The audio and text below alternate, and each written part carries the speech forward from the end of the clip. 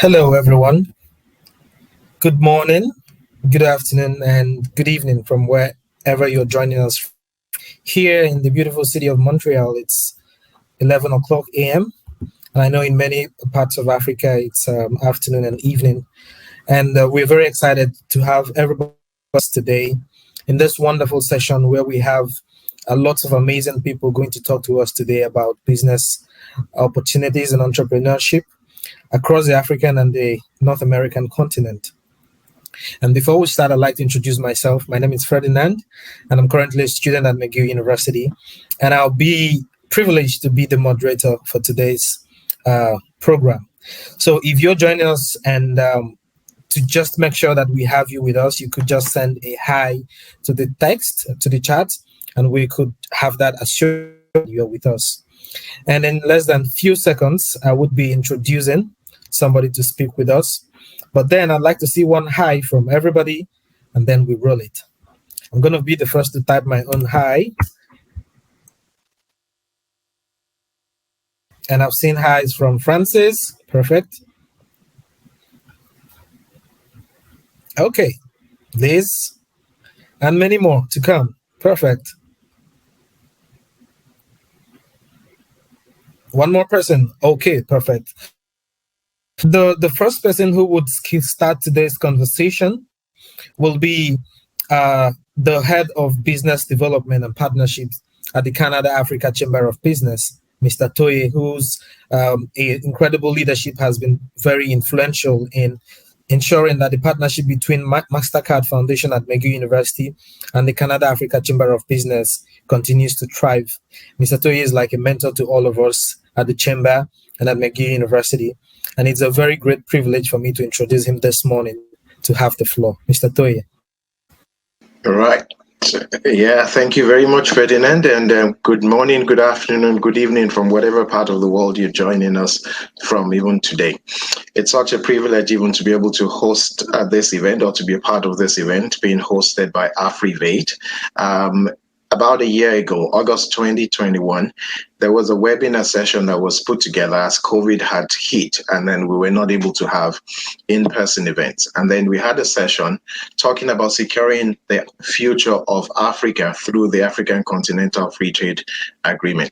And this was in partnership with the McGill University and MasterCard Foundation, and also having Nestle, our partners at Nestle International, joining in. So a year ago, those thoughts crystallized, or they began to form. And so here we are a year after. Due to the partnerships, the collaborations and things that we have seen, we have a freshly minted business entrepreneurship program that is being run by AfriVate. And I just want to say thanks even to our partners at Nestle, and particularly Nestle Ghana, with whom AfriVate will be sharing what is being cooked or what is being brewed from that end. But then why are we having this session today? We're talking about connecting African youth with entrepreneurial opportunities. The United Nations statistics tell us that 70% of Africa's population are under 30 years of age. That in itself is a significant economic potential, even for any business, for the world, and for the African youth himself or herself. But not much has been done even in terms of connecting, in our opinion, in terms of crystallizing what opportunities exist. And we're glad that we have a partnership that is growing with the MasterCard Foundation Transitions Project, the McGill University, and the Canada-Africa Chamber of Business, even to be able to put the nuts and bolts around the ideas that are discussed and how we can build bridges between Canada and Africa. And so here on the panel today, we have panelists who are from different parts of Africa. And many times people think Africa is just one country, but then Africa has 54 different countries. So it's my pleasure to welcome everyone to this event, and I want you to pay attention, listen to the tips coming out of this session, and I'm sure the opportunities for partnerships and collaboration, connecting African youth one at a time between Canada and the rest of Africa, you will find very useful even as we get to interact with one another. So without much further ado, I'd like to say thank you to all our supporters, our partners, the6.com, where ideas come to life. We say thank you for making the support possible even for AfriVate even to be able to share their thoughts and ideas today. And to the team at Canada Africa Chamber of Business, to say thank you incredibly for the support. And to the transitions team as well at McGill University and Mastercard Foundation in Canada, we're grateful. And so even as we flag off today's event, I look forward to more insightful conversations and activities that will lead even to another step in actualizing the role of people, especially young people, as per the African Continental Free Trade Agreement period. So thank you very much. Over to you, Ferdinand, and enjoy the rest of the session. Liz, Doreen, Ferdinand, I want to say thank you very much for making such fantastic work out of this. Thank you so much. Bye. Thank you so much, Detoy, for that wonderful thriller, and for also keeping to the time, your 2 minutes.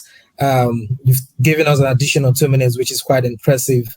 And thank you so much for also highlighting the fact that young people have a very huge role to play in the African Continental Free Trade Area Agreement, which is one of the biggest economics around the world, having about 1.2 billion people involved in it. And I'd like to say that for this session, we are much more interested about building bridges, connecting the dots, and building partnerships and collaborations between Africa and Canada. And AfriVate, for this reason, also sought to bring young people from both Africa and Canada to talk on opportunities. And there is one popular thing we talk about in the Canada Africa Chamber of Business, that young people need to have a role to play in the emerging African. And we realize and believe that this meeting today is one of the first things that would help us to think in the positive line of developing businesses, creating opportunities for young people and for the entire African continent at large.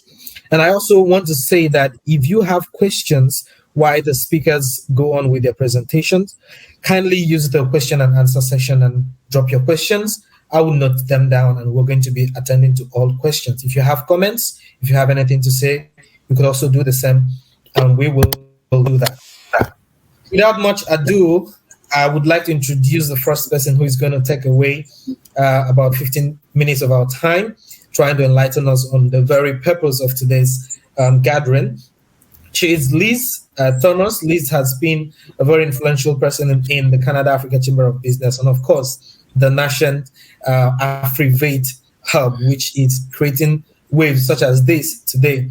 Liz happens to be one of the strategic partners in the Canada Africa Chamber of Business, and she's also a graduate at McGill University. And presently, Liz happens to be the managing director of AfriVate Hub, and she brings to the table a lot of incredible ideas. Liz, the floor is yours. Thank you so much. Well, Ferdinand, thank you so much. I do appreciate the glamour onto the work I do. I was smiling when you were introducing me, because I started internally asking myself if that is me or somebody else. At some point, while doing the work, there are questions you ask, and somebody introduced me to a concept of imposter syndrome, and that is something that we all battle with. So, Ferdinand, maybe you might have pushed me closer to the imposter syndrome spectrum, but I do appreciate the beautiful introduction. As you have heard, Liz Thomas, and maybe if I go on a little bit to tie in the conversation that Toya had introduced, we are from Africa, as you can see. The skin speaks about it already. But then to pin down from the 24 countries, maybe I can pin 2 countries down, and I can pin Kenya down. I was born in Kenya, but I'm originally South Sudanese. And now I have associated with so many Ghanaians and so many Nigerians. So very soon I will be pinning down the 2 countries as well. This is to tell you that we are excited about what is going on the African continent and the opportunities that are arising. We are taking advantage, and we are gearing up as the African youth, whether we are on the continent or outside the continent to see what we can do, given the opportunity that is coming up with that is coming up with the signing of the continental free area agreement, the AfTA unit. So, without further ado, I would want to take us through what AfriVate is and how it came about and what we are looking to do. From there, we will welcome your questions. We want you to ask us questions regarding anything about AfriVate or the partnerships, the different various partnerships that we have, and how also we would want you to play a role as an African youth, as a lady, on the continent, because those are our focus groups as we go forward. So AfriVate, which is a driving social entrepreneurship venture that just came into effect from the partnership, as Toya had mentioned, the partnership between the Canada-Africa Chamber of Business and the MasterCard Foundation Transitions Project in McGill University, which is the school that all of us went to. And all of us, in this case, I mean Ferdinand, myself, and Doreen, who are the driving force, especially behind AfriVate. So this initiative is born out of that partnership. And the mission, actually, the mission of the partnership is to ensure that we invigorate social entrepreneurship and job creation for African youth and women through social innovation, strategic entrepreneurship projects, and networking especially. There was one of the events that took place during the Canada-Africa Chamber of Business conference last year in 2021. And the conversation was around how projects in Africa are chased by capital. And what I mean is that most of the time, the big projects, and I would use one industry such as the mining industry, say, for example, the projects to mine in Africa are done in such a way that the projects are in Africa, but then the capital, whatever capital, be it economic, social, human capital, comes from outside with the projects already highlighted and coming to Africa now to implement. We looked at that, and in the natural scheme of things, that's not how it should be, because Africa is where the whole thing is. Without Africa, the project cannot be implemented. Therefore, we thought about an opportunity where we can build the projects and ensure that the projects are now chasing the capital. And that is the natural way of doing things and doing business. You have the project and you have the implementation of it, the strategy to do it, but then you lack capital. Therefore, you go for the capital to implement that project, not the other way. So that's why we came up with that mission and the vision that we actually want to implement and ensure this goes through is to be the preferred window for social entrepreneurship for African youth and women especially to play a role in the global economy. And we'll do this by connecting the youth and women to businesses and entrepreneurship opportunities through creating platforms for economic network.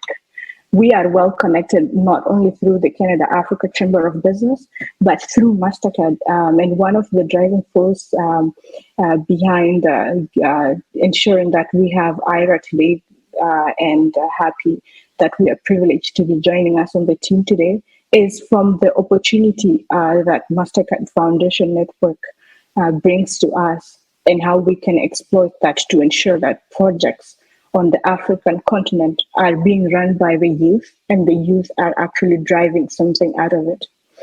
If I'm to go into a little story about my experience when I was back in Africa, the issues we face many a times is that we see the issues, the problems that are facing society, that are facing our youth.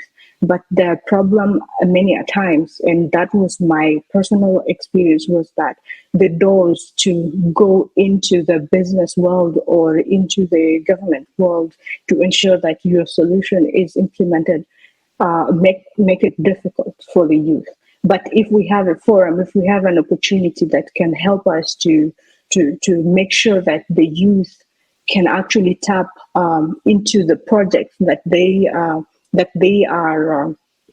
that they're interested in, and are able to get the kind of training and the help in whatever way to be able to pursue these projects within their communities or even outside the communities, given that we have AfTA and its objectives of connecting the African market as a whole.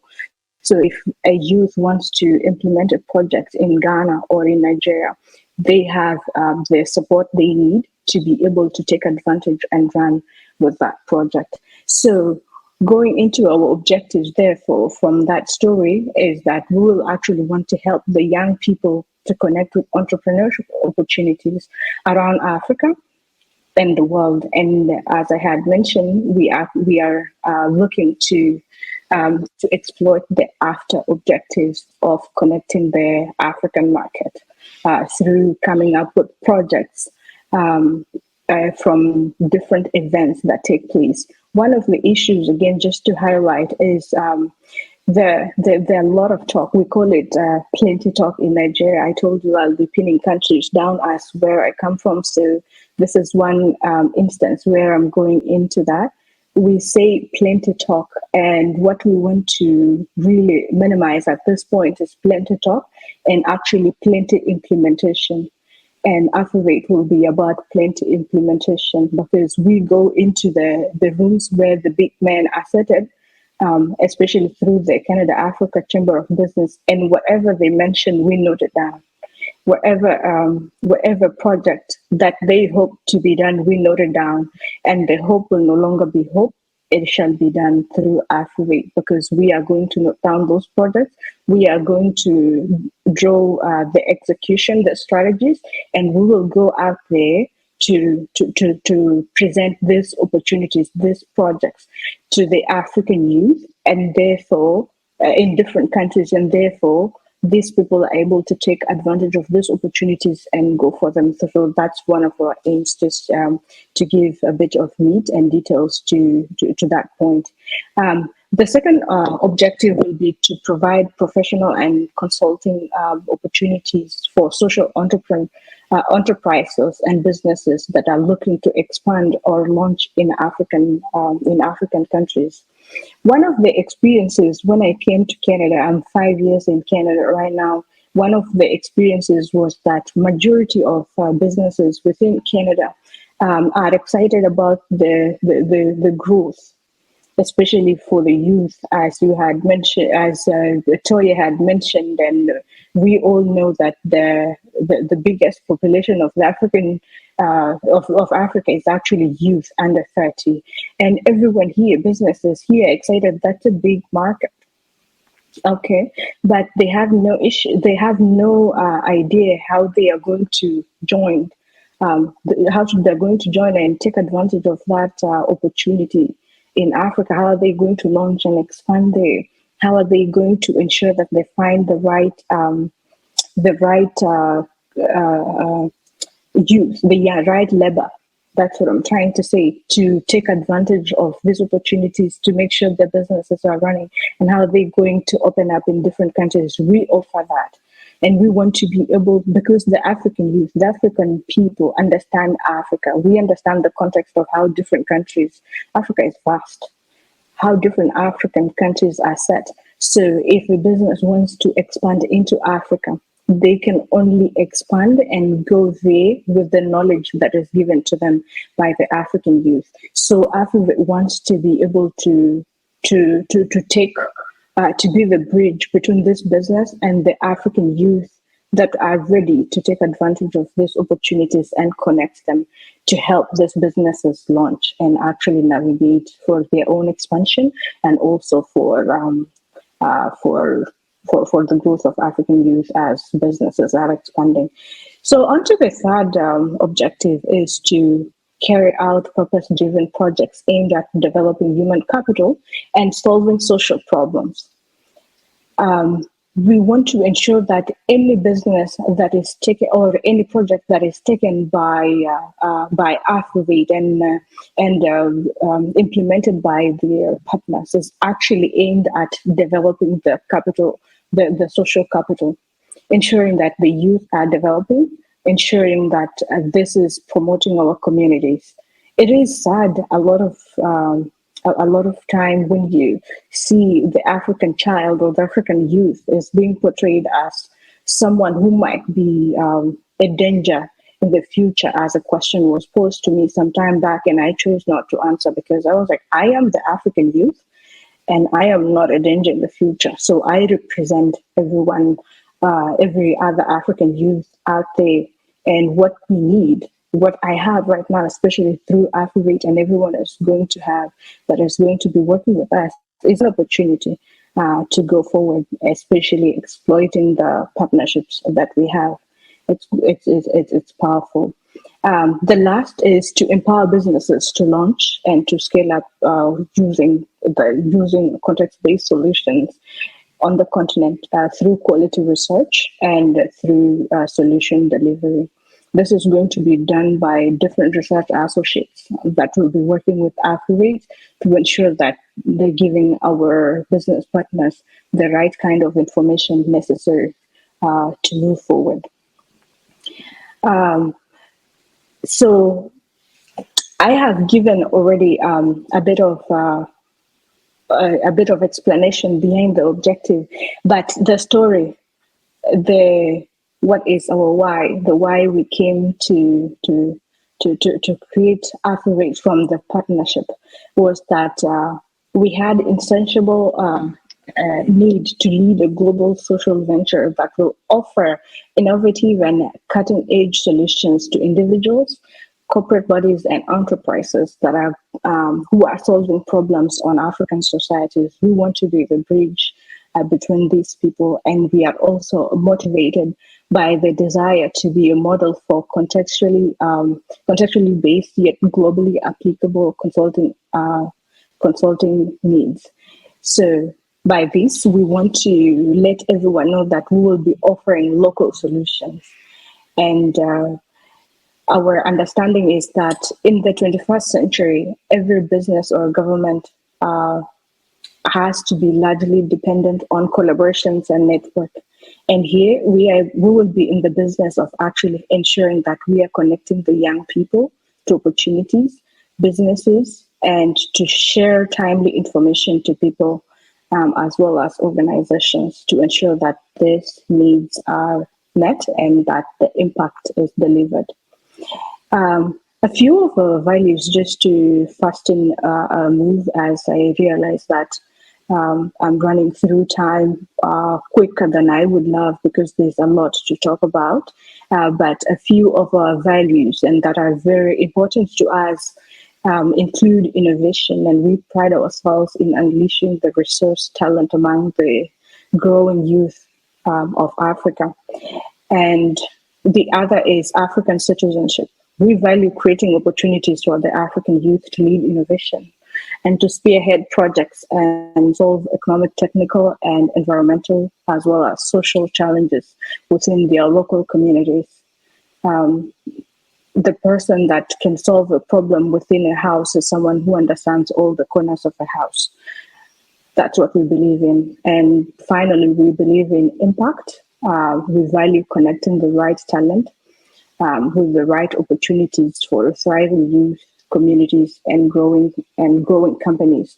Companies can only grow when there is the right labor behind driving their objectives, mission, and vision. So just a little bit about our team that I had already mentioned, and Ferdinand, you did a lot of justice to this already. Myself, I'm part of the founding team of AfriVate. I'm privileged to be taking the leading role in managing the activities, and also being a financial lead on running the activities and the finances of AfriVate. Doreen Kiprono, who will be taking the baton from myself, is also a co-founder and a technology an avid innovation lead at AfriVate. Ferdinand, who's moderating today, is also co-founder and an operations strategy lead. So as you can see, we are a beginning team, and we are looking to expand our team to work on different activities. Yeah. So I have already preempted most of our information. But as you can see on this final slide, as I prepared to give during the baton, is that Africa's youth and women is the fastest growing, as it had already been mentioned, in the global population. And the same group actually records the lowest when it comes to employment and accessing dignified work and job opportunities, which is a sad scenario. And it doesn't have to be like this.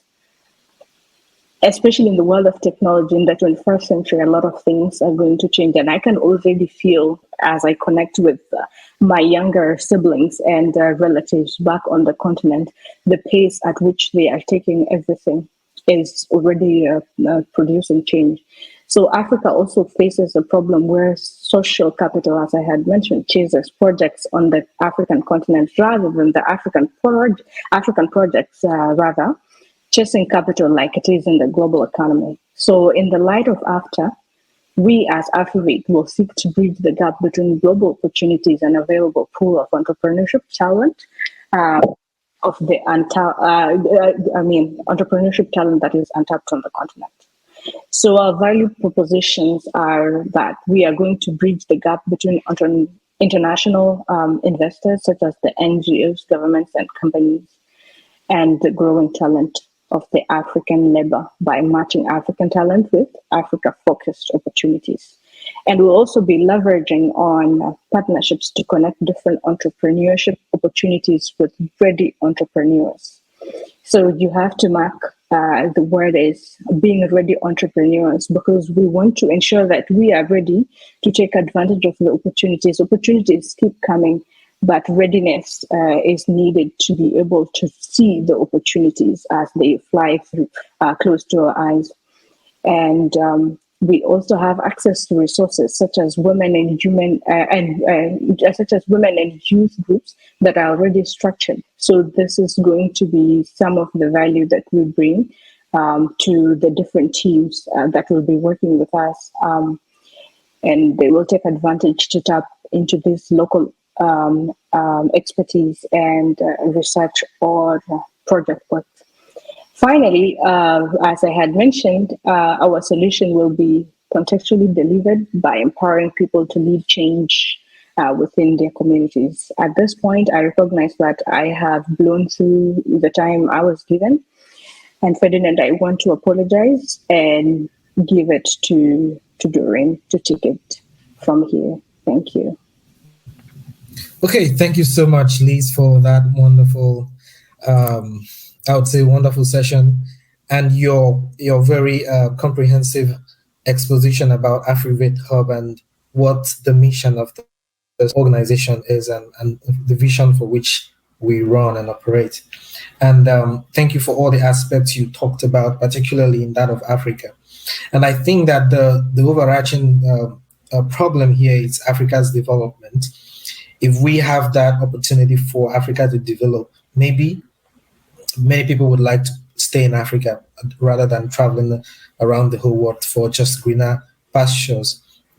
And I think recently I read in the news that some workers died in the of Cameroon due to the heavy rainfall and lack of a quality place of work. So we have many tragedies befalling Africa all the time, simply because we lack the proper leadership and the proper management skills on the side of the political leaders to transform the economy of these countries. I mean, Africa has all the resources that it's obtainable everywhere. Talk about electronic cars, talk about sustainable energy, talk about mineral resources. Africa has it all. Africa also has human capital, which is in high demand in the world. And we need opportunities to connect young people to business opportunities, to entrepreneurship. And it is also said that opportunities are not everywhere, but talent is found everywhere. we want to ensure that both women and young people have the right access to opportunities, and that their talents can be maximized and not underutilized, just like it happens. And the next to speak would have been preferably Doreen, but however, in order to keep the conversation quite open and wide and engaging, I would like to use Ira, who is presently the program manager and business development of the MasterCard Foundation alumni in Ghana. And Ira has been a very keen advocate of the sustainable development goals in Africa. And looking through his profile online, it's quite intimidating, but I'm not intimidated actually. And I would save the whole introduction for a later time. So Ira, you have about 10 minutes to share with us your experience and take it out of the box, inside the box, whatever it is, bring it on. Thank you so much. And you have the floor now. All right. Thank you, Ferdinand. Hi, everyone. Good afternoon. I'm speaking from Ghana, so it's afternoon. So good afternoon from Ghana, and good day from wherever you're listening to us from. So my name is Ira Sakote, like Ferdinand already mentioned, and on the MasterCard Foundation Alumni Committee, I serve as the Partnership and Communications Lead. I also work with Women in Africa as a business developer and as a hub manager. So I'll be speaking briefly on some experiences from my end, from Ghana, with how youth should leverage on entrepreneurship to be able to solve some societal issues. Over here in Ghana, we acknowledge that young people in Ghana have brilliant ideas, and all these ideas are geared towards solving societal problems. And this is evident through the number of pitch events that have been organized over here by investors and by hubs. But the challenge is that there's a knowledge gap and skills gap between those people who are presenting these ideas and where we can find them. So I want to also talk briefly about some challenges these young people are facing when it comes to entrepreneurship. We can talk about lack of finance, which is a major challenge with all entrepreneurs across Africa, not just Ghana. Inadequate skills and infrastructure, gender discrimination. There are a number of women who wants to venture into some specific industries, but then because they are women, they are limited to a particular industry. So over here in Ghana, you realize that women are largely found in the informal sector, particularly with petty trading, and guys are usually found in the tech space. That shouldn't be the ordeal, or that should be the ordeal. So we are trying to push more women into tech through a lot of collaborative works with MasterCard Foundation and other partners on the ground. And there's also fear of failure. A lot of entrepreneurs do not want to fail. They want to achieve a lot of success and not think of failing. So also want to talk about lack of mentorship. A lot of businesses do not care about mentorship. They think that they have all the insight, they have all the knowledge and the resource, and they think they can sell without somebody giving them some sort of guidance or headway. So that's also a challenge. And we talk about bad economic climate. I'm sure this a challenge across Africa, not just in Ghana. And lack of enterprise culture, corruption, which is one of the key things. Because I'm a Ghanaian, let me talk about that. One of the key things found in government. There are a lot of mismanagement of funds, misappropriation of a lot of resources and all that. And nobody is going to hold anybody accountable because people are at the helms of office and they are controlling a lot of resources. Lack of entrepreneurship education. So recently, there has been a number of programs springing from some of the public institutions. So there are entrepreneurship programs in the universities. But that is not enough. I think a lot of people need to know about entrepreneurship, because the more we push in entrepreneurial ideas into the minds of the young people, the more we are solving the problems. Liz and Ferdinand already touched base on the fact that Africa has the youngest rate when it comes to young people. And we also have a lot of challenges. So what that means is that we should be the richest, because problems well meted out should turn out into money. But that has not been the case for us as Africans. So lack of entrepreneurship education is actually costing us a lot of resources and problems with affordable financing. So away from the problems, or the barriers, I want to talk about some opportunities entrepreneurs could leverage on, not just in Ghana, but Africa as a continent. So the MasterCard Foundation Alumni Committee, where Happy and I are leading, we have an alumni program titled the ANIP. So it was a program we launched late last year, and we have been able to incubate about 5 young women who are within different sectors, agriculture largely, and these people are being incubated by one of the partner hubs or local hubs in Kumasi here in Ghana. So they have gone through a series of incubation and they are doing well. They are making a lot of sales and they are building traction. There's Mest Africa Express, and which has over 100K grant available for the businesses. And it's an acceleration program focused on providing investment readiness support to early and growth stage startups in Ghana. So this is an opportunity we would encourage a lot of entrepreneurs to be able to leverage on. There's Mescale, which has over 100K per year grant also available for entrepreneurs here in Ghana. And this one is also looking at scaling ventures through an acceleration program, and it is designed by Mest Africa in partnership with the Mastercard Foundation. And they are looking at supporting SMEs across the country, but you should have a tech idea so that before you're able to enroll in the program. Then there's the Mest Entrepreneurial in training. That's the Mest EIT. That is a 12 months let me put like a 12-month program. So you come in like a school and it's fully funded. They will host you at their incubator and they will take you through everything that you need to be, or you need to start up as an entrepreneur. And it's a fully funded program, also by Mest Africa. There's the recent program that they are launching, which is the Mest Africa Challenge. They have over $50,000 US in equity investment available for Pan-African startups, not only in Ghana, Pan-African startups. So they'll go through a period of competition or a series of phases to be able to compete for this grant. Then there's also the Ghana Tech Lab Startup Incubation Program that seeks to take businesses who are ideating through a period of incubation for 10 weeks.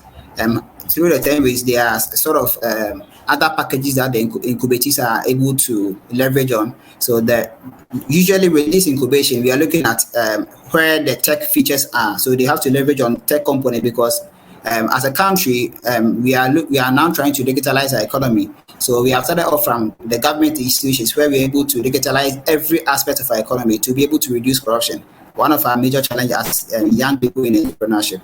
Then there's the National Accelerator Program, which has a loan free of 50,000 Ghana cedis, also available for youth in entrepreneurship. There's Reach for Change Educational Technology Incubation Program, also available for young people to leverage on. They are looking at EdTech. So recently they are looking at young people who are able to create solutions leveraging on educational and technology. There's the SMV Green Program, also with partner institutions here in Ghana, and it is being sponsored by the European Union. They are looking at green businesses. So you should have a business that is protecting people, planet, and making money. So people, planet, and prosperity. So these are areas they are looking at. There's the Young Africa's Leadership Initiative, YALI. So on the YALI program, which is a program with the Mastercard Foundation, there's an entrepreneurship track. So over there, they're able to help you nurture you within nurture every entrepreneurial idea you have, so that at the end of the day you become a well-grounded entrepreneur. After that, you can be connected to any program within the Mastercard Foundation or outside of the Mastercard Foundation that will make your business idea scalable.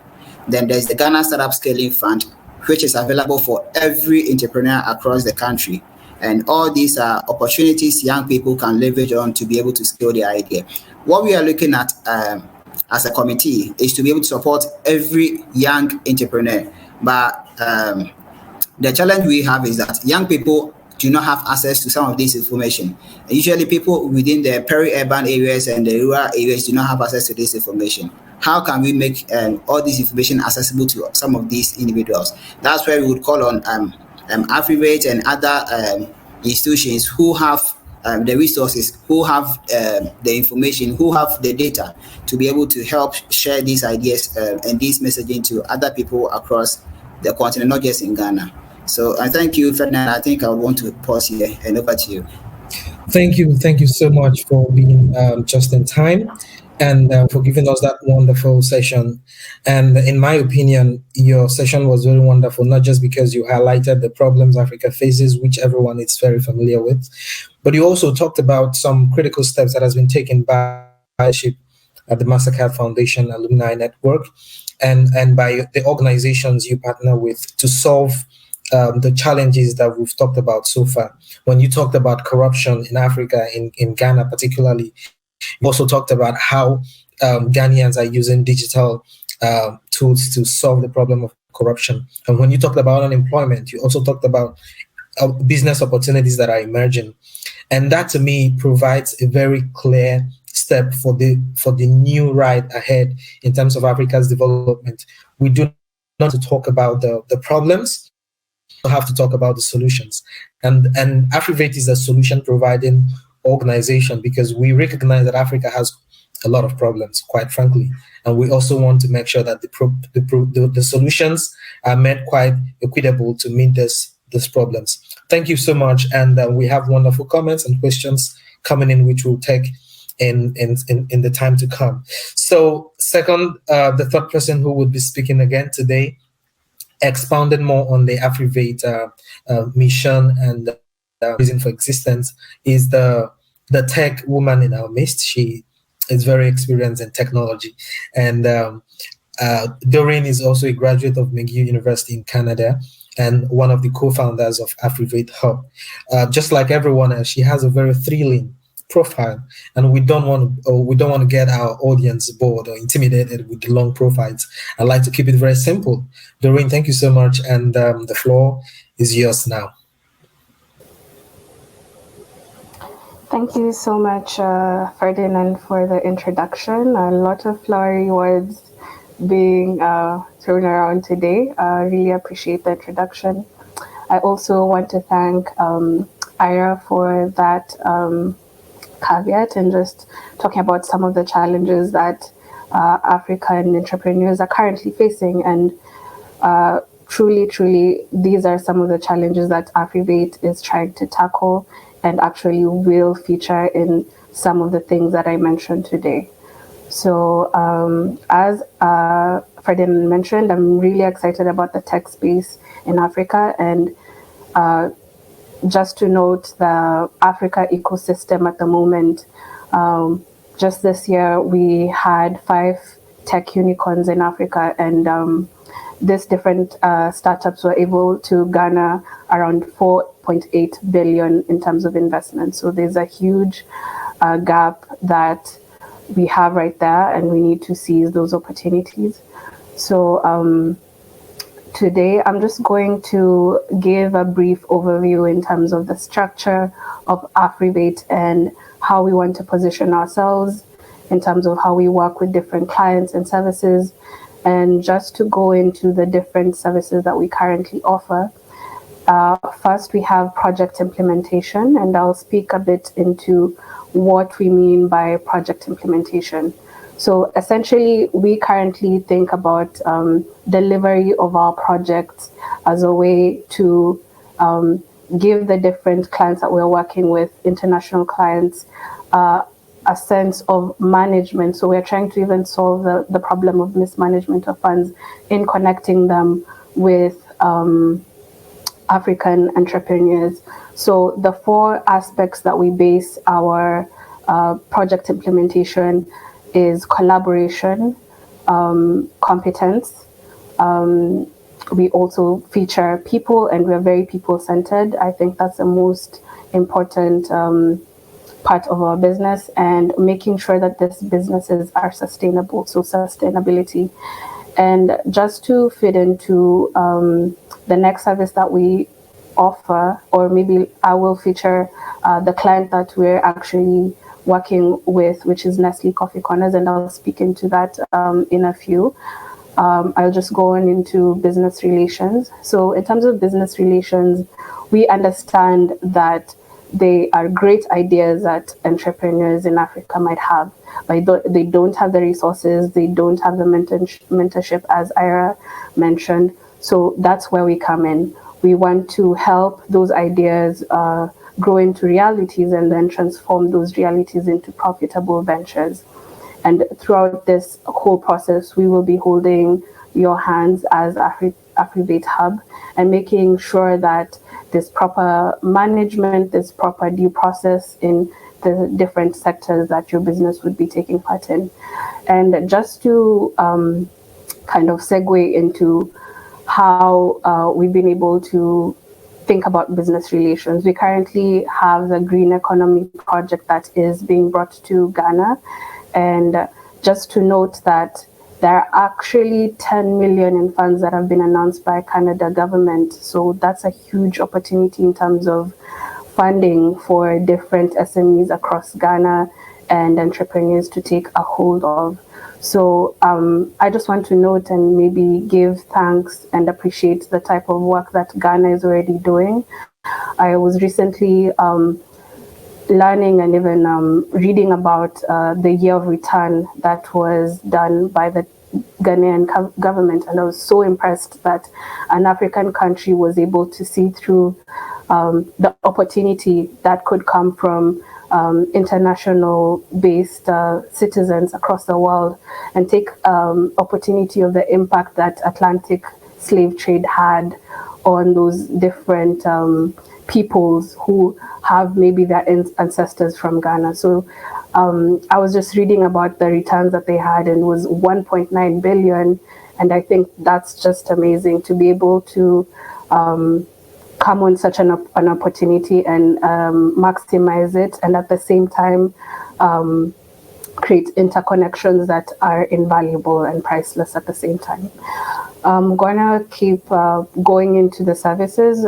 We have research and development.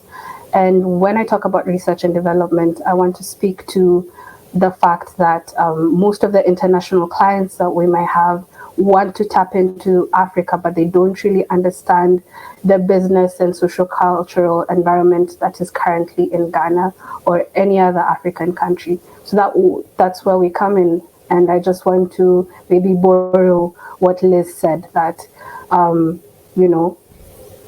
having a house, and maybe I'll rephrase what she mentioned, that, there are different corners of the house, and the one who lives in that house best knows how to, find the things within the house.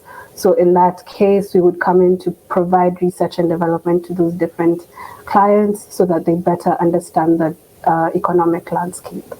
Finally, designs and scaling. In this sense, it ties into a bit with project implementation, and you will see that with the Nestle Coffee Corners project. So instead of going into it, I'd rather just give and highlight the example that we currently have, which is the project that we currently want to work on, or we are currently working on. That is the Nestle Coffee Corners project. And this project was developed from the Nestle Needs Youth Initiative in Ghana, and particularly. I would like to request if I could have control of the slides. Thank you. So as I was saying, this is a project that has been developed from the Nestle Youth Initiative from Africa. And it stems from the Mayobu initiative, which in full means My Own Business Initiative, that was started by Nestle. And I'll just give a brief summary or introduction so that you might understand where this project stems from. So Mayobu was or started operations in 2004, and essentially it was brought into ideation to empower the youth in Africa, and specifically Ghana, so that we can bring out poverty and remove unemployment from Ghana. So the Mayobu initiative essentially is a street vending solution business, and currently they've been able to scale it to 60 vendors and 60 operators and 520 vendors, which is a huge success considering they started off with maybe 4 operators at most. And moving on to the way the business was structured or is structured at the moment, they have what we call operators and vendors. So operators essentially have a standard kitchen, and they conduct business in such a way that they provide products to the vendors. So the vendors are the people who sell the Nestle products to different customers, and they go around selling these products in either shoulder kits or carts, which I think we have a visual, and I'll just show that. So this is how the vendors would go around selling the coffee. And one thing that Nestle came about in terms of the challenges that they have faced is that, as you can see, this is not such a safe or reliable way for example, women to conduct business, because it might be heavy, or the women might not be able to conduct the business at the peak hours, which might be really late at night or early in the morning. So that feeds into what Ira mentioned as a problem that women or youth are facing, such as gender discrimination. And that's why we thought of the Coffee Corners project, which is meant to scale and actually weed out some of these problems that women and youth are facing. So one of the things that Nestle also mentioned is that they currently have 18% of women that are engaged in this project, and we want to be able to elevate it. So coffee corners would be set up in high traffic zones, and the way the structure of the business would ensure that the women are safe, that they are able to conduct business in a timely manner, in a way that they feel comfortable and are able to, trust the model of the business. So at the moment, we're really thinking about setting it up in universities, in community gathering squares, because we consider those to be high traffic zones. And we want to tap into the talent and the labor force that we consider to be found in these different universities. So essentially, these different businesses would be managed by those university students or youth that are able to conduct and manage these coffee corners. And that is why we're here today, because we need to find those partners that are interested in this and form partnerships with the different Ghanaian youth that are present here today.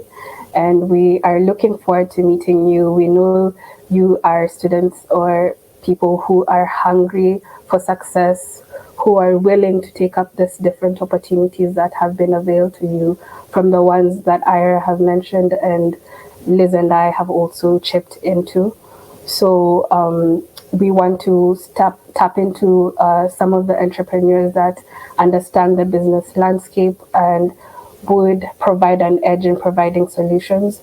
We might originally not be from Ghana, because I'm from Kenya, Liz is from South Sudan and Kenya, and Ferdinand is from Nigeria.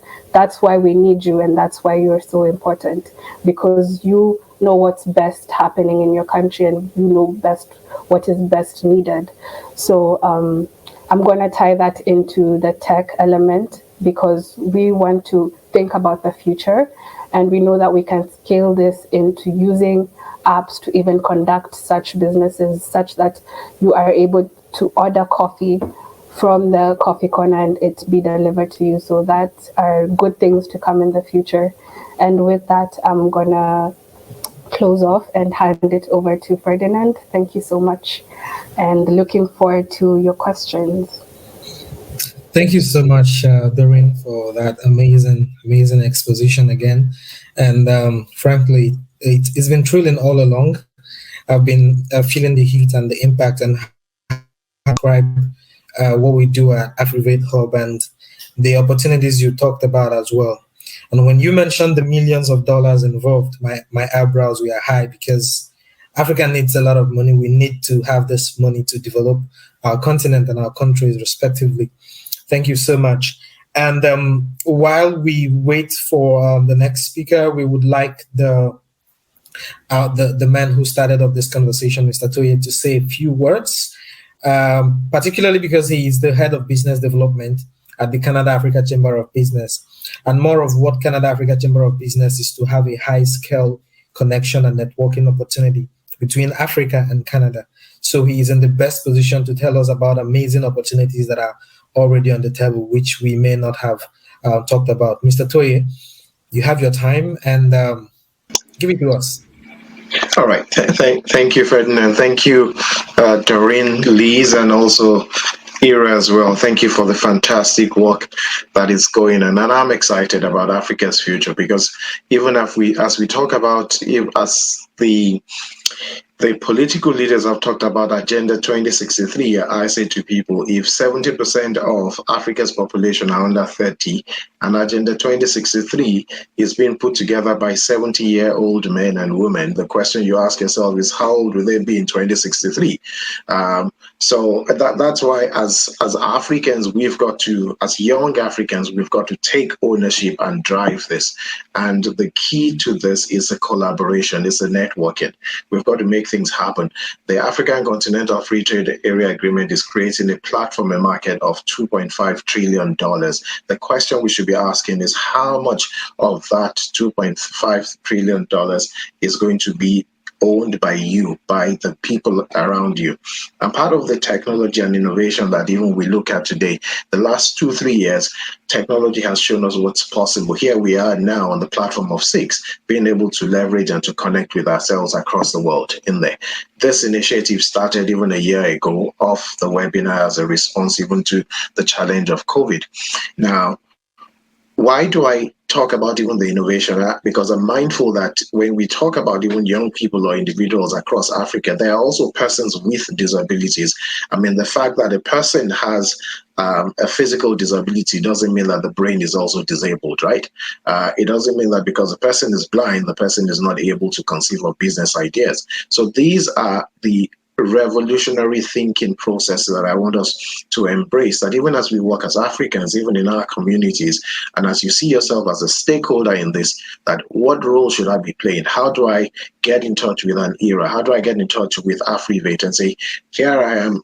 I might not be able to run around on the streets to be able to do a business, but then I can also use my skills. I can leverage on technology. I need to reach out to Doreen. How do we build this? And if we don't do this as Africans, I don't think anybody else is going to come around and do that for us. Now, when people talk about Africa, I don't know whether many of us are aware of a man called Mansa Musa in Mali. I mean, this man had so much gold, much more than even what the world has produced, right? The first university was from Timbuktu. I mean, hieroglyphics started in Africa. So I don't want young Africans even to think that, oh, we're just at the receiving end, or until when somebody comes and gives me a scholarship or to do things or get a job. We can create it. The resources, I think, as one of the commentaries I've seen on there, it's like the resources are there in Africa. And we've talked about this even at the chamber, that what are we going to do about it? We've got to take ownership of it. And I want to ask that as young Africans, don't see this as, well, this is a problem that only the Ghanaians are faced with, or this is a problem faced by able-bodied persons. We all can leverage, and we should leverage on building on this. The opportunities that we get from the MasterCard Foundation, the opportunities with Nestle, with the Chamber, with SIX, we've got to just maximize and let these things work. So I just want to encourage everyone, even on the platform, that even as much as we might have those, I mean, they're well-researched projects. I mean, we don't. It's nice to have the well-researched projects, but they might not be working. But where we have seed capital through the MasterCard Foundation, through the partnerships that we have enunciated, you talked about here now, what are we going to do about it? Don't let's end up just having a talk shop. And I think that was what led to what has given birth to AfriVate today. That talk shop of August 2021 was not just meant to be a talk, and that's part of the space in which they see the service. How do we knuckle it down and get it to happen? So I just want to say thanks for the presentations. It's been quite exciting, but just to encourage ourselves, even look out, because even when we talk about even persons with disabilities particularly, that's one of my passion areas in there, to say, how are we going to provide the entrepreneurial activities, entrepreneurship opportunities towards such persons? And I say to people, if a blind person is spending dollars or giving you money, that money is not blind, right? That money is not disabled. So it's currency, it's money. And that's what we want to be able to make sure that everybody has enough of it, or at least enough to be able to get things going. And let's leverage on technology and innovation as we drive this process. So thanks very much. I hope I haven't stolen your thunder. Happy? Or who's speaking next? I'll just pause at this time. I might just be off for a while, but thanks and carry on. Thanks a lot. Thank you so much, Toye, for joining us and for playing key role in making sure that this happens, and for the strategic partnerships also you've led us to here at AfriVate Hub, at the Canada Africa Chamber of Business, and then at McGill University. You're such an incredible person, and we are very, very excited to have you today. Thank you, even as you know, you're also with us here. And we've got about 30 minutes wrap up today's conversation, and what we wouldn't do is to get a minute above your time, because time is money, as they say, not just here in Canada, but also around the world. So we will be having the last person who will be talking to us in a few minutes as well. And she also is a partner of the MasterCard Foundation program in Ghana, precisely. Happy is an associate health communications at the MasterCard Foundation, and she's been an incredible person we have come in contact with all along. And time is now 12 o'clock, so Happy would take us to about 5 to 10 minutes conversation while we take the questions and answers. I think before she starts, if you have questions, you would kindly put them up in the question tab, and I would read through them once she's done with the presentation. Thank you so much, and welcome, Happy. Thank you. So my internet has been glitchy all day, unfortunately. Ferdinand and team, thank you so much for this opportunity to join in this conversation. We appreciate all the work you're doing with your hub, and yes, kudos. On this note, I am not speaking on behalf of the foundation, but I'm speaking on behalf of the alumni network. Yes, and I'm an associate of health communications at the foundation. I joined not long ago, but as part of that, I was a scholar, so I was supported with the MasterCard Foundation Scholars Program, which has been 10 years in the works, and I supported over 40,000 young people in education, supporting them in other ways, not only education but also entrepreneurship and all.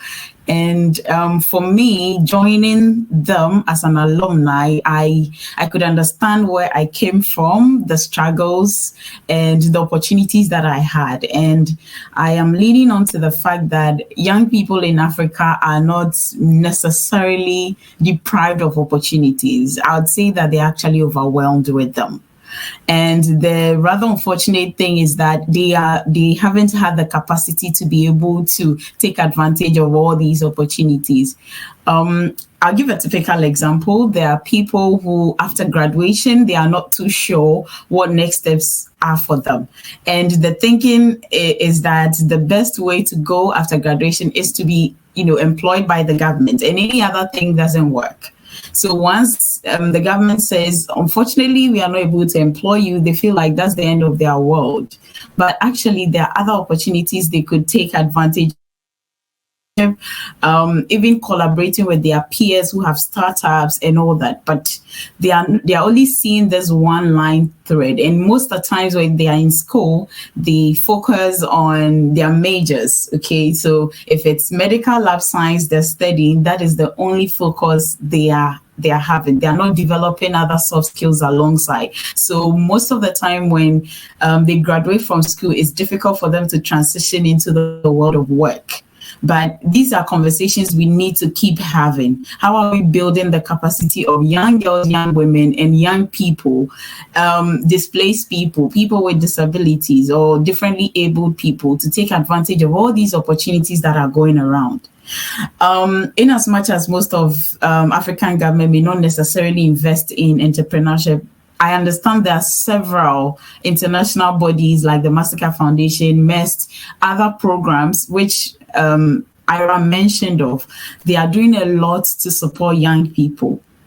But how are we upscaling them? Educational system, how are we building their capacity to be able to take advantage of these opportunities? most of these graduates cannot even write CVs. They don't know what a cover letter is. They go into the world of work, they are not to manage themselves around their peers and colleagues at work, because all education has been for them has been, pass the exam, chew, pour, pass the exam and come out of the system. But we need to start looking at things differently.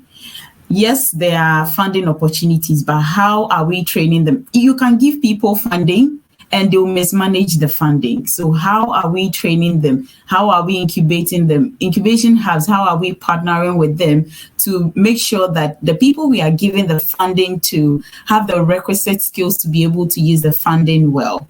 So these are some of the conversations we need to be having.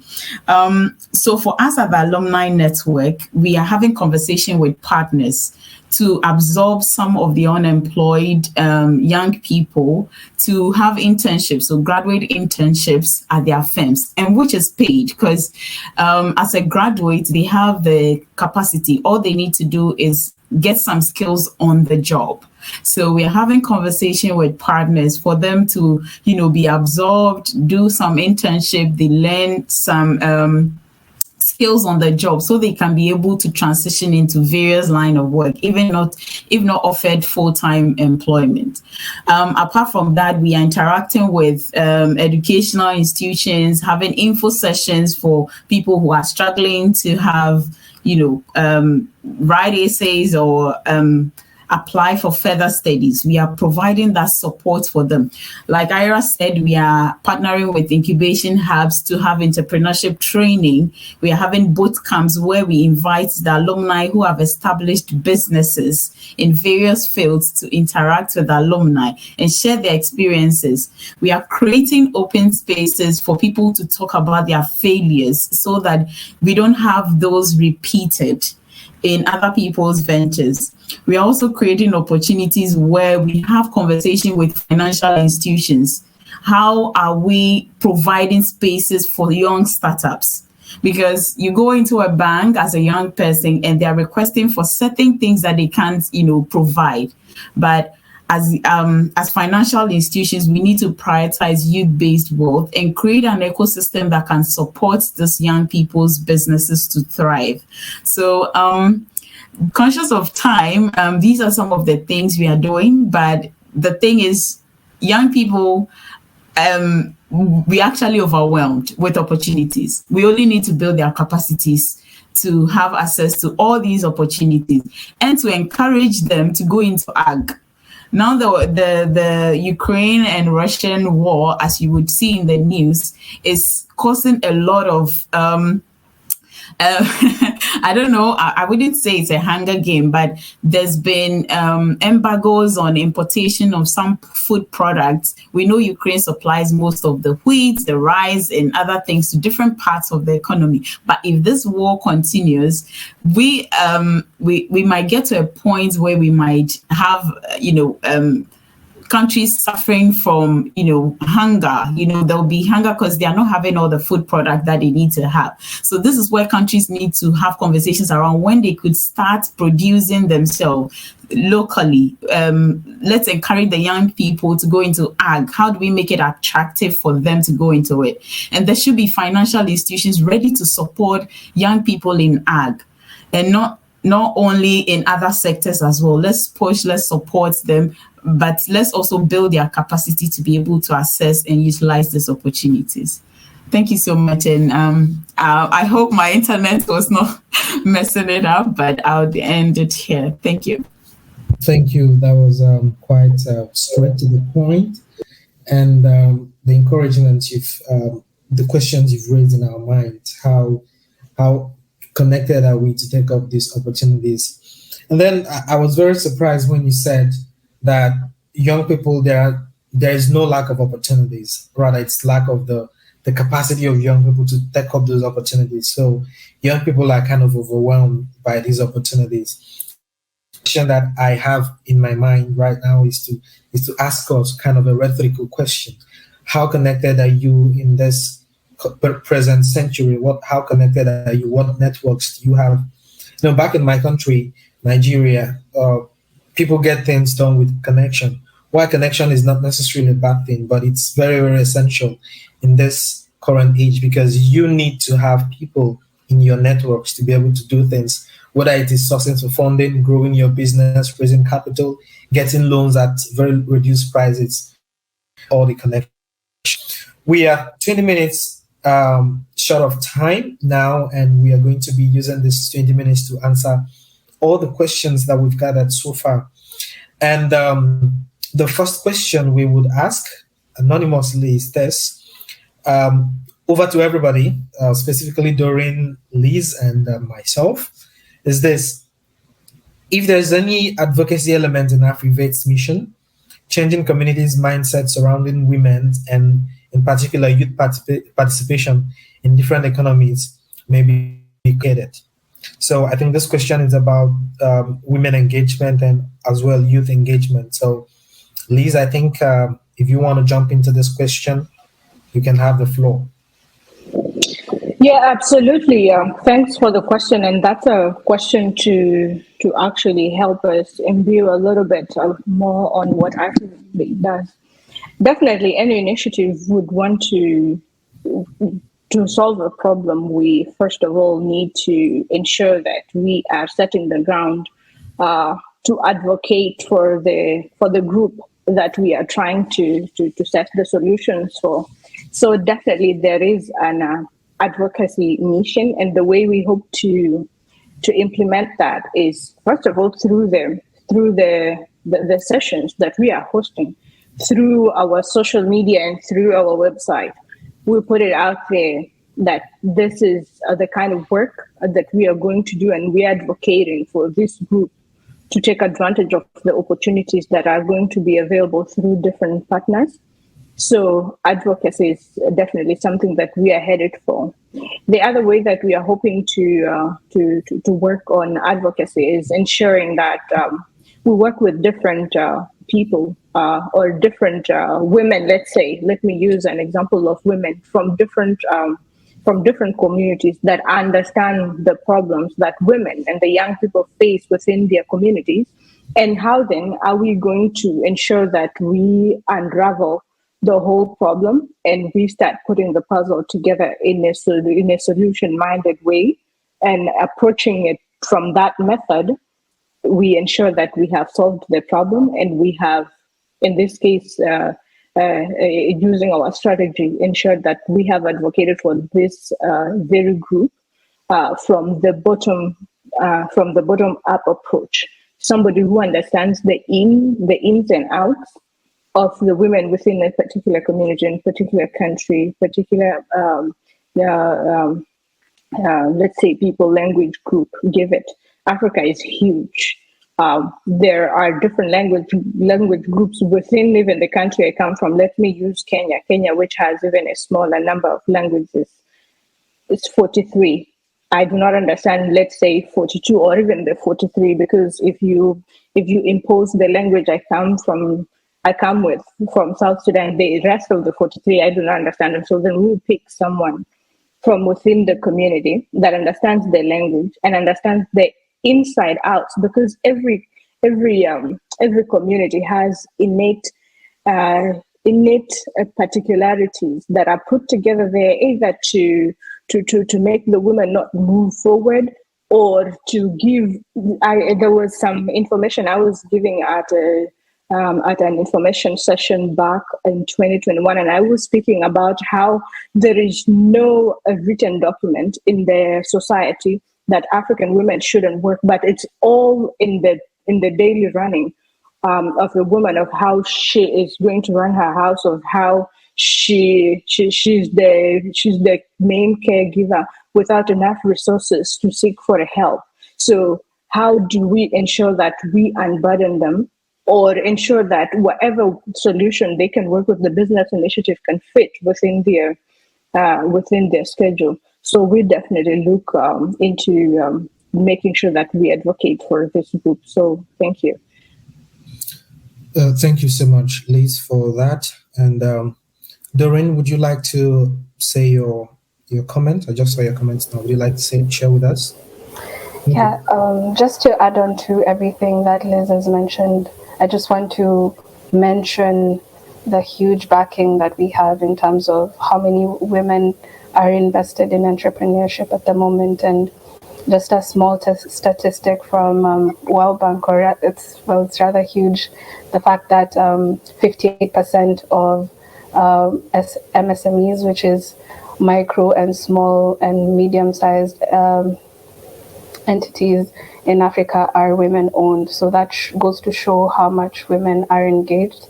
And in any case, most of them sometimes are deemed as self-owned.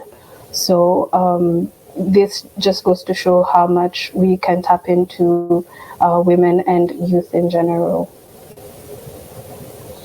Well, thank you so much for that. And the second question we have today is this: how do you hope to help us, the youth, at this time, not in the future? So there's the question of the moment: how would you help us now, and not necessarily in 5 years to come, and next year, and 10 years to come?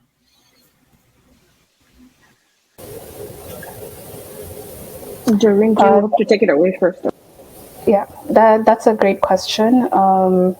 Just from today's opportunities that we have spoken about, and I know Liz will highlight this at the end, is the fact that we hope to engage the people who've been able to join today's session, particularly youth or anyone who might be interested in conducting specifically the Coffee Corners project, that they may be able to start this business. We would be here to help them along the way in terms of providing training, mentorship when it comes to management, and that just not only involves how to run the business, but also maybe inventory, how to track or scale things such as marketing and branding, which Nestle has also proposed to partner with us, and are hoping to continue working with them in that regard, as well as also funding.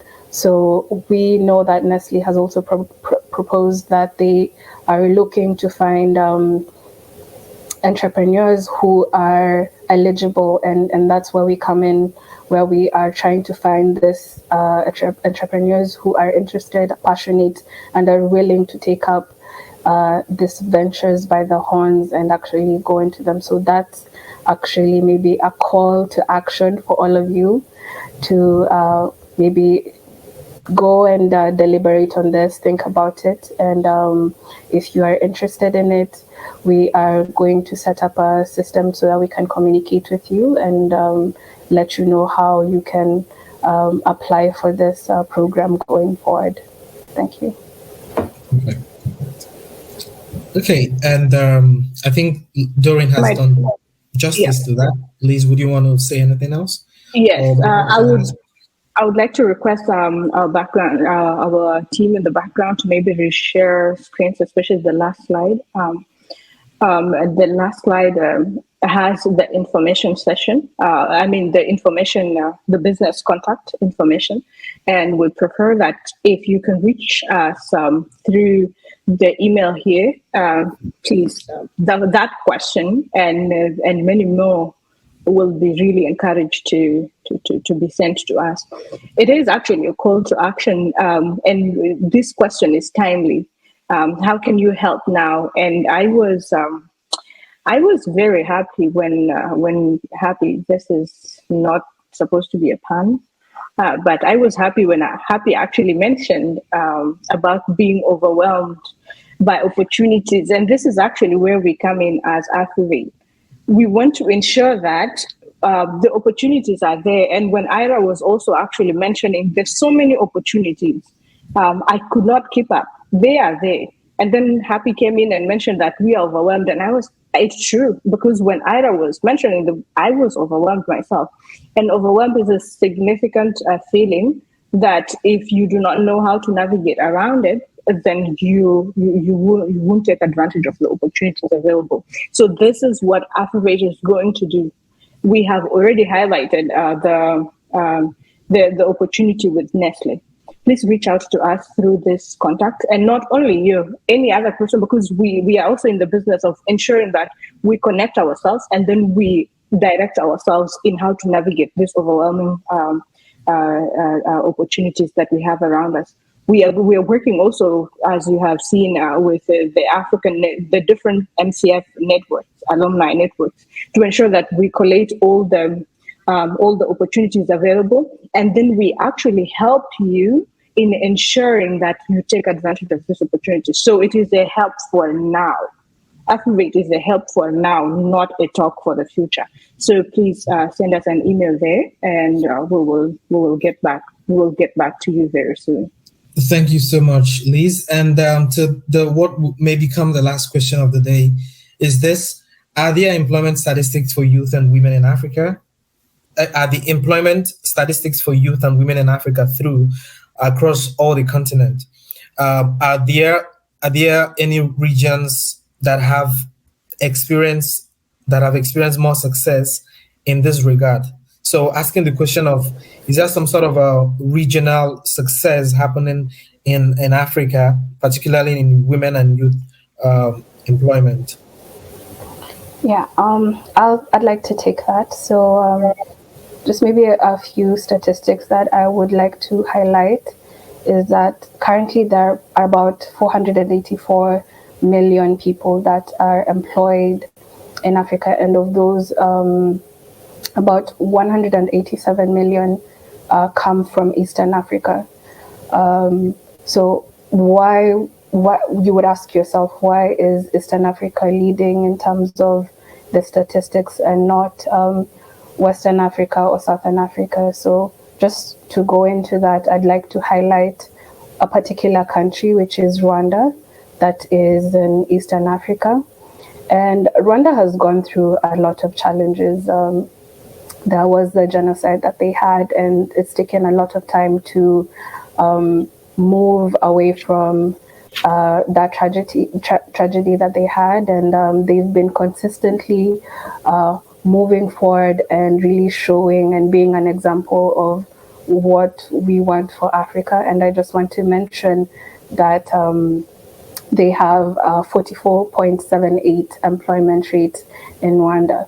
And to add to that, around 72,000 SMEs have been registered there, and over 25,000 of those are registered. And I was further impressed to find out that 24% of those 25,000 are maybe the only ones that are paying tax. So you can imagine how many people are encouraged to start businesses and conduct the businesses in Rwanda if they don't have to have such high tax fees. They're able to gain a lot of revenue in that regard. And just the other day, I know that the Commonwealth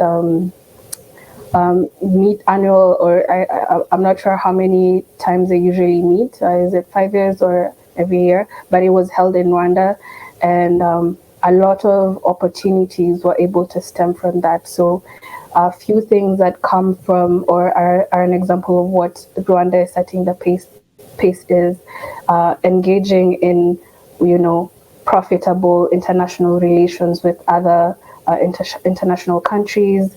They're able to set policies that benefit their citizens, particularly the women and youth, and encourage them. So being able to reduce levies or taxes kind of benefits the citizens at the same time. And all this feeds into how we can engage with our own governments, as well as how we approach legislation, and even as like a call to every one of you when it comes to elections, elect the right leaders who vouch for you, who vouch for economic change in your countries. And that's just to highlight and help to answer that question. I hope it helps answer that question. Thank you. Just to add on and maybe tie in, Ferdinand, if you do not mind, to tie into what Doreen has mentioned.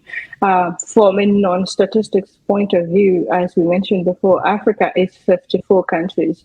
Now, piecing through the different 54 countries to see what is happening in what country and what are the normal statistics. Sometimes some countries are smaller in terms of population.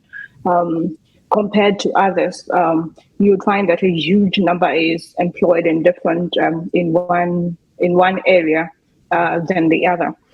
Maybe the question, the question again that would evolve from this nice question would be how much of the benefit is being driven or is being kept or restored by the youth in their life as they grow into older people in their 40s, 50s. How much are they able to retain? Is the work they're doing, because it's not just about employment, it's the work they're doing. Is it dignified? Is it something that they're happy with? Like what's the happiness rate at this level? So I believe I also saw, just to add on what Doreen had talked about, I saw a statistics where Nigeria has a huge population that is employed, especially outside the country, but that also can be derived from the fact that Nigeria is one of the biggest in population. Ethiopia too, in East Africa, plays that role.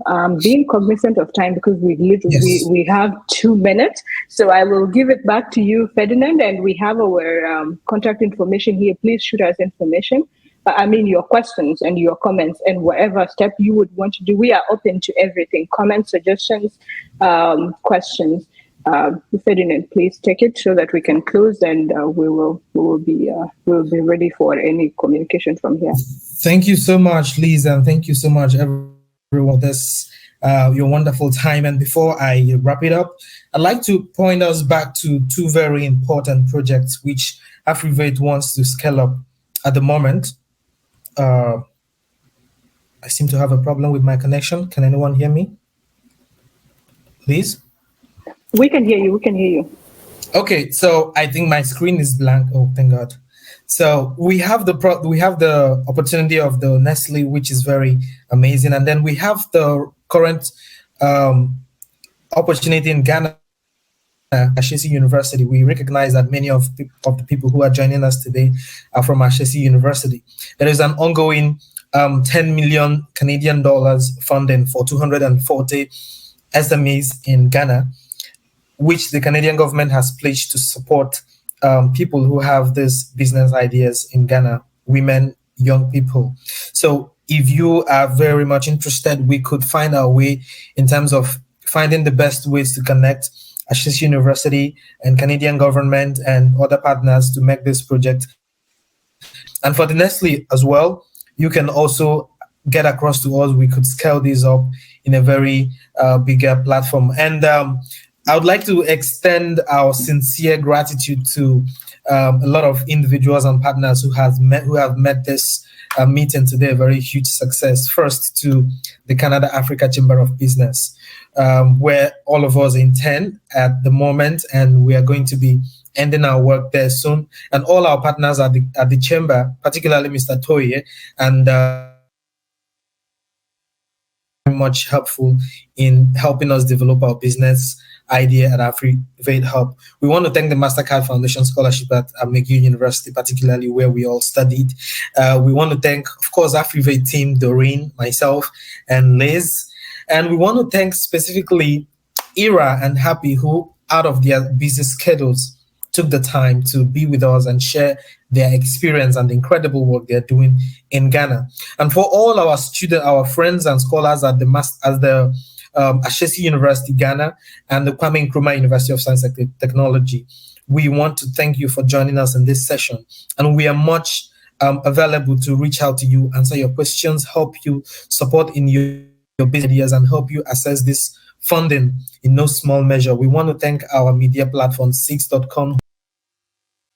Okay, we lost Ferdinand there, but we would like to definitely appreciate the 6.com platform team for making this day a success and for running everything in the background for us to to hold this webinar.